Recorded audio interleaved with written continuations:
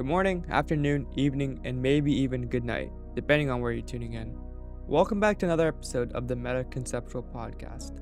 I'm your host, Mohammed, and today we're diving into something that I hold quite dearly. But before we do that, I'd like to bring up an old memory from my childhood. It was a field trip to the National Art Gallery. During that trip, all I really wanted to do was go home and play video games. And this trails into our main topic of today's podcast. Can modern day media be considered art? First, let's define art. The expression or application of human creative skill and imagination, typically in a visual form such as a painting or sculpture, producing works to be appreciated primarily for their beauty or emotional power. Art is something we appreciate and look at with a creative lens. Typically, when we think of art, paintings from the Renaissance pop into our heads, like Vincent van Gogh in his Starry Night, or the art of the Roman cathedrals. However, art can take many forms in this modern day and age. The question I'd like to answer today is, can video games be seen as a form of art? For many, video games are a way to relax and de-stress after a long day, or on the other hand, something they can be competitive in.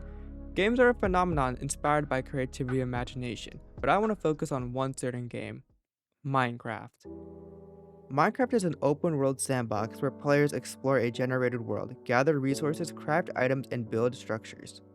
The game was released on November 18, 2011.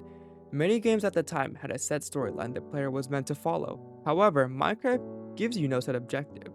Everyone starts in the same scenario, and where you went from there was completely up to you, the player. Some players race to complete the game as quickly as possible, while others test their skills in fast-paced minigames against fellow competitors. Some take a different approach, mastering the game's intricate mechanics to build impressive contraptions, ranging from complex calculators to fully functioning mini-computers. And some may simply decide to build a house. Minecraft's open-world feature gives the player a sense of freedom to play the game how they see fit. There is no wrong way to play Minecraft, there is only just playing the game. In my opinion, this freedom to do nothing wrong encapsulates the idea of what art means. Moreover, the freedom aspect is comparable to painting on a blank canvas. Minecraft is our mental canvas to do whatever we want, which is why I think Minecraft can be seen as a form of art. When people think of art, emotion should be something that is felt.